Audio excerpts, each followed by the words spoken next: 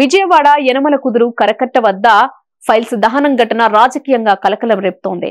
అవనిగడ్డకు వెళ్లే కరకట్టపై కొందరు బస్తాల కొద్దీ ఫైళ్లను తీసుకొచ్చి తగలబెట్టారు. అయితే ఈ ఘటన జరిగిన సమయం సదరు ఫైళ్లను పరిశీలిస్తే గత వైసీపీ హయాంలో జరిగిన అక్రమాలు వెలుగు చూడకూడదన్న ఉద్దేశంతోనే ఇలా చేసి ఉంటారని అనుమానాలు రేగుతున్నాయి.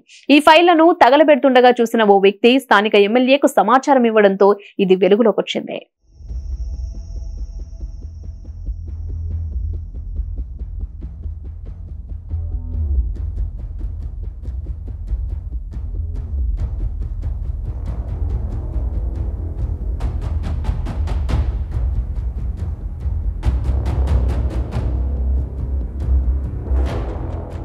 జగన్ అధికారంలో ఉండగా గనుల శాఖల్లో దోపిడీ జరిగిందనే విషయంపై ప్రస్తుత చంద్రబాబు సర్కారు కూపి లాగుతోంది. ఎక్కడెక్కడ ఎవరెవరికి గనులిచ్చారు, తద్వారా ప్రభుత్వానికి వచ్చిన ఆదాయం ఎంత, దోచుకుందెంత అనే విషయంపై చంద్రబాబు ప్రభుత్వం అంతర్గత విచారణ చేస్తోంది. ఇదే సమయంలో ఇసుక రీచ్ల వ్యవహారం కూడా తెర మీదకొచ్చింది. ఇసుక రీచ్లను తన వారికి కేటాయించుకున్న జగన్ వాటి వల్ల దొడ్డిదారిలో తాను సంపాదించుకున్నారని గతంలోనే టీడీపీ నేతలు ఆరోపించారు.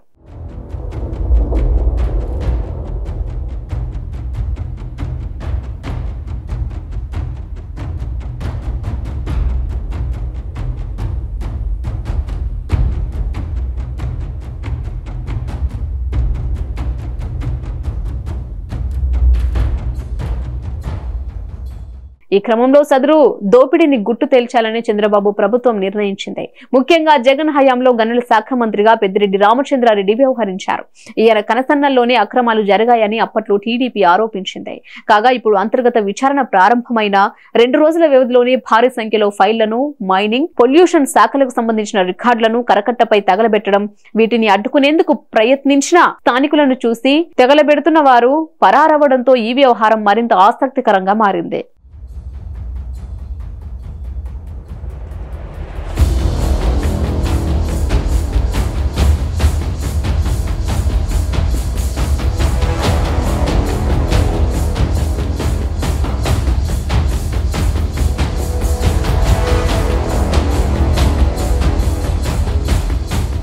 కాగా తగలబెడుతున్న ఫైళ్లలో కొన్నింటిని టీడీపీ ఎమ్మెల్యే బోడే ప్రసాద్ స్వాధీనం చేసుకున్నారు.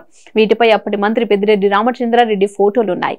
అదేవిధంగా అప్పటి గనుల శాఖ ముఖ్య కార్యదర్శి సమీర్ శర్మ ఫోటోలు, సంతకం కూడా ఉన్నాయి. దీంతో టీడీపీ అనుమానాలు మరింత బలపడ్డాయి. ఈ ఫైళ్లను తగలబెట్టడం వెనుక ఖచ్చితంగా అక్రమాలు తప్పించుకునే వ్యూహం ఉందని ప్రాథమికంగా సర్కారు అవగాహనకొచ్చింది. దీనిపై మరింత లోతైన విచారణ జరపాలంటూ సిఐడిని ఆదేశించింది. అంతేకాదు ఇక్కడ ఇంకో ట్విస్ట్ ఏంటంటే pollution control board chairman Sameer Sharma ఆదేశాలతో పత్రాలు దగ్ధం చేసినట్లు డ్రైవర్ నాగరాజు చెప్పినట్లు తెలుస్తోంది.